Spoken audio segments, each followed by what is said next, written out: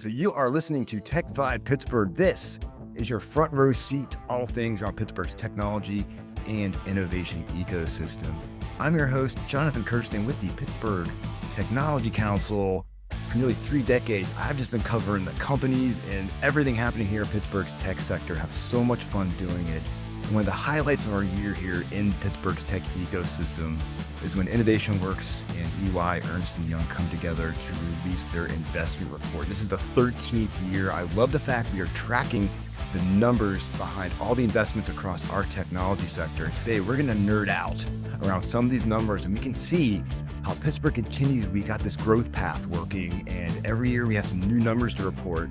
So first off, we have Ven Raju hanging out with me from Innovation Works, and of course, Daryl Smalley from EY. Guys, it's great to be reconnected with you. I wish we could do this more than once a year because I get very excited just to talk numbers with you guys, but this is the time to do it. So thanks for hanging out with me today. Great to have you here. It's great to be here. Thanks for having us, John. Sure. Great to be here, Jonathan, and great to be nerding out. Nerding out is the way to live, Daryl, as far as I'm concerned. Before the nerd out begins, I just want our listeners to know who's who and what's what. So, Daryl, tell me about yourself and what you do at EY. So, Daryl Smalley, it's great to be here with you today. I serve as the office managing partner for Ernst & Young here in Pittsburgh, and have responsibility for how we go to market, how we inspire our people, and how we serve the community. All day long. And then tell me all about Innovation Works. You guys are doing some great work here in the community, getting our startups funded so they can begin their growth path. That's right. You, President and CEO of Innovation Works, and also Managing Director of Riverfront Ventures. Innovation Works is one of the most active investors, early stage investors in the country, the most active here in the state of Pennsylvania. We have nationally ranked accelerator programs. We have a robust seed fund, as well as an early growth fund in the way of Riverfront Ventures. Absolutely. So first off, congratulations on the 13th report. Before we hit record on this, our minds were like collectively blown. So wait a second, how did 13 years go by? But I just love the fact that for 13 years, EY and IW are coming together on this. What was the genesis of making sure that you guys partner on this very important report every single year? The genesis in that 2011, 2012 time period, we were coming off the Great Recession of 2008. And we were beginning to become have a more vibrant tech ecosystem. We, as EY and certainly as Innovation Works, wanted to lean in and begin to better understand what the trends were. So that's the numbers, and begin to dissect why the trends were happening. So as we were beginning to record, we were reflecting on this. So that first report covered a 5-year period, I want to say 2008 to 2012. And at that time, roughly on average 70, 75 investable companies. And over this period of time, so you're right, it's our 13th year. I think this year, roughly 180 to 185 investable companies. Over this past decade plus, the ecosystem here has continued to grow, particularly as it relates to the quality of the companies, the attractiveness of the tech companies, and their ability to attract capital from a variety of sources. So we're extremely pleased to see that. What had me very excited about the report before we dive into the high level numbers, because I can start jumping and start tearing things apart real fast. Though you talk about the number of companies have increased, which is great. Of course, bringing more investors into Pittsburgh as well, too, because of course, capital comes from around the world, not just from your local VC all the time, for lack of a better term. So it's great seeing that Pittsburgh's exposure to the greater world has just been increasing every year as well, too, which I think is a really cool thing to think about sometimes. I would agree. And then really interested in your thoughts on this. So we measure it. So we're looking at seed and accelerator funding. We're looking at venture funding, corporate funding, and a substantial amount of the 1.89 billion or so are coming from sources around the globe. So I think it's speaking to the attractiveness of the innovation, quite frankly, that's happening here in Pittsburgh. Vin, would you agree with that? 100%. In fact, of the 1.85 billion, this is the first time where we had nearly $1 billion of institutional VC come into the ecosystem, the highest ever here in the region. And that's a testament to the ecosystem. Institutional VC is distinct from strategic investors or angel investors or family offices in that institutional VC is acutely focused on outsized return potential for these companies. You are really having investors from all around the world look at Pittsburgh closely with the hope and expectation that the investments that they make here will be able to provide outsized returns for their funds. And I would say that's a good source of capital. To the extent that we're able to deliver on those outsized returns, I think you'll see more and more in the coming years. Yeah, I find that so exciting as well too, because we really need the world to see what's going on in Pittsburgh. The world has some very old, outdated perceptions of what Pittsburgh is all about, and so the more people are putting almost $1 billion into our region goes to show that this is a place where we are building really cool companies. And what I love most about it is so many of those companies get their start at a place like Innovation Works, where they get their first rounds in order to get to that level where they actually qualify for this institutional rounds of funding, which are just so important to building these big companies that just keep driving more growth here in Pittsburgh and more innovation as far as that goes.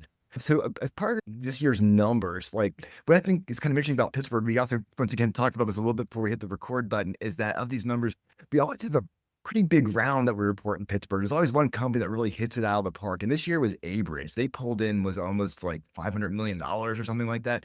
Tell me about some of these, how we have this like the smaller amounts, then with usually one or two kind of big hunks, for lack of a better term. A bridge was a significant financing this past year, and as was Skilled AI, which raised nearly $300 million. A bridge really accounted for the disproportionate amount of dollars going into life sciences this year. In the report, it notes that about 50% of the overall dollars this year went into life sciences companies. That said, the deal split is still about a third. So about a third of the deals are life sciences companies, a third of the deals are robotics companies, and a third of their deals are application-centric or software businesses. I like hearing that because I'm all about like a diversified portfolio. And that's one of Pittsburgh's strengths in general for the types of companies that we do produce. We've never been heavy just in one area. Yes, we talk about robotics a lot, but there's more to Pittsburgh than robotics. Yes, we talk about life sciences a lot, but there's more than life sciences. Like we have this mix of companies, and then we're seeing that reflected then in the dollars that are coming here, which I think is great because I feel like it builds this foundation that every year it keeps growing a little bit. We don't see these wild curves up, but we're building a solid foundation across a diversified portfolio. And I think that makes Pittsburgh very strong. We may not be the sexiest region out there, but dang it, we're building some great companies that are delivering some great value. We may not be the sexiest, but we look great. Okay. We do, that's for sure. Right. So across the sector, life sciences, check. Hardware, software, check. Robotics, check. Energy. Double check. Yes, exactly. Check, right? So that I think that you're onto something there. There's a level of attractiveness, right? We do look good because of the diversification of the sectors that we're aligned to, because of the talent, because of the resources, because of the investment, because of the research. I agree with that, John. It makes us reliable. And we're not just good looking, but we're reliable as well too, which I think is important. I just stop talking now because I don't think I'm making a good case for Pittsburgh. One thing that I will add to in terms of tailwinds for the region is please. National and international sector tailwinds in artificial intelligence, in robotics as a viable solution to address labor shortages and high labor costs, the need for alternative energy sources and greater energy sources, all of that. Many of those areas are core cluster strengths here in the region. And these are clusters that have been built over 30, 40 years. And now there's this confluence happening where national trends and national sector trends are aligned with where our strengths are. And we are starting to see evidence that we are harnessing some of that. It remains to be seen to what extent we'll be able to harness it in the coming years. Yeah. So I got to bring up the two most popular letters, I think, in everyone's vocabulary right now that's driving growth and craziness everywhere. And of course, that's A and I. And of course, everybody knows that Pittsburgh has been a leader in this since its inception, 50, 60, 70 years ago, because AI is not this overnight success story. But we are seeing some pretty cool companies being built around this, like Skilled, you mentioned before. Then tell me about the importance of Pittsburgh as being this AI center and the types of companies it's producing that are going to become fundable as time goes on. That we see these companies coming through IW, working their way up, and then getting to this institutional level where we can report over $1 billion next year, which I'm hopefully going to report on. Absolutely. So as you noted, AI has been a longstanding cluster here in the region. We have strong talent in the AI realm. Most recently, Carnegie Mellon University was ranked the #1 school for artificial intelligence in the world. And so this is really the epicenter of where it's all happening. Now, AI itself is still a kind of a formative technology, if you will, and it remains to be seen what relevant use cases will be commercially viable here. And so some companies have gone down the path of leveraging AI and applying it to use cases where there's commercial viability, a bridge being an example of that. Absolutely. I think many other companies are still trying to figure out how to best leverage AI. And so in the coming years, I think we'll really see kind of distillation of AI froth versus AI being really leveraged to create value. And I think the latter are the type of companies that are really going to see influx of capital. Like with any trend during the early dot-com era, you saw a lot of capital surge into potential or prospect of the idea turning into something. And AI is not dissimilar in that. And I think you're going to start to see the distillation here in the coming years of companies that are really able to leverage it and leverage it in a way that creates commercial success. It's very exciting to watch because in many ways, I feel like we're actually watching history being made in so many ways. And we see these disruptive technologies, Pittsburgh being a producer of them, and then seeing how everyone reacts to it, how we do have the frothy companies where, yeah, they get some sizzle, they get some froth and some air, but they come back down.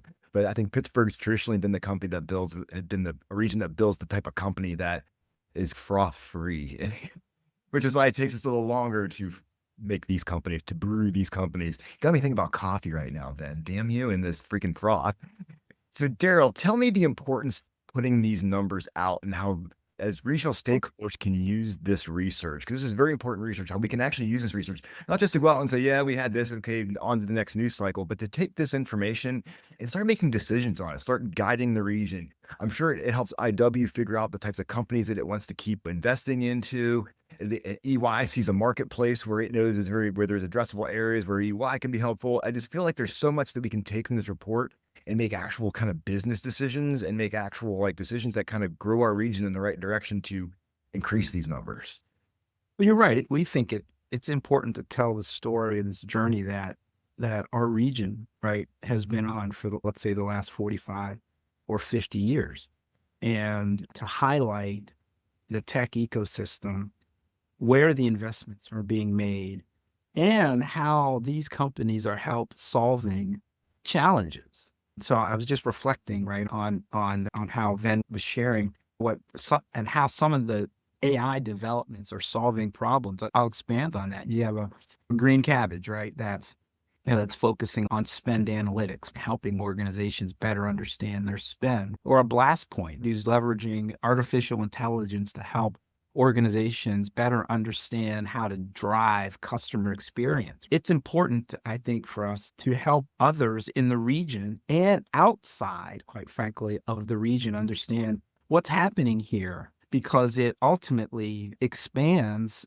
our overall attractiveness. We talk a lot about labor, right? We've got low cost of labor, right? Or mid cost of labor. We talk about location, right? And how we're a stone's throw away from 75% of the population of the country, right? Exactly. And there's all these attractive attributes about our region. Then you layer on kind of what's happening and how we're repositioned, quite frankly, as a tech hub.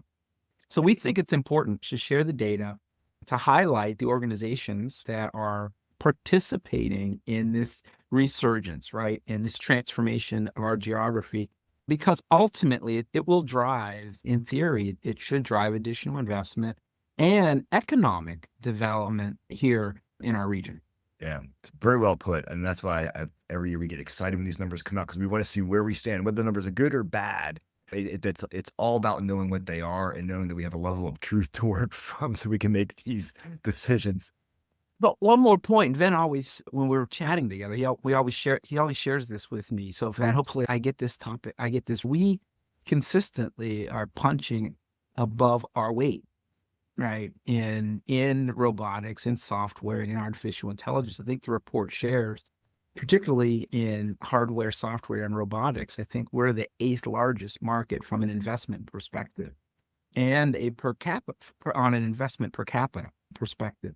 Then you may have to correct me on that, but it's helpful for the market to know we've got some wind behind our sails. We've got something special brewing and happening in the tech ecosystem here in Pittsburgh.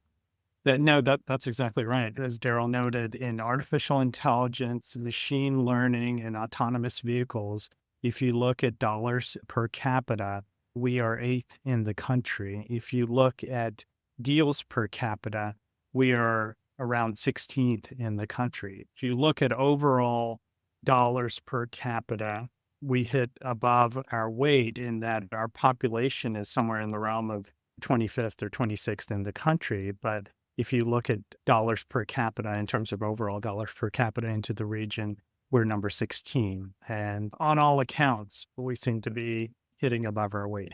That's what I love hearing. That's why I love having these conversations every year. I love connecting with you, Ben and Daryl, so we can go through this. And the Tech Council, we just very pleased you guys do this because we need this research. We need this data. And it's good for us to have this. And just as a recap on this, 13th annual report, meaning 182 companies secured investment last year. Now it's up almost 34% over 2023. And that's looking at a startups reaching a $1.89 billion of money coming in here. Like, these are serious dollars. And it shows that tech is building innovation here. Tech is building wealth here. Tech is just building the economy here. And guys, thank you for joining me here to have this discussion every day. What a fun way to look at the numbers and have some conversation around it. It's been great nerding out. Anytime. Thank you. Thank You you. guys have the open door policy on nerding out anytime here on Tech Vibe because we love what you guys do. And this has been Jonathan Kirsting with the Pittsburgh Technology Council. Go to pghtech.org and check us out.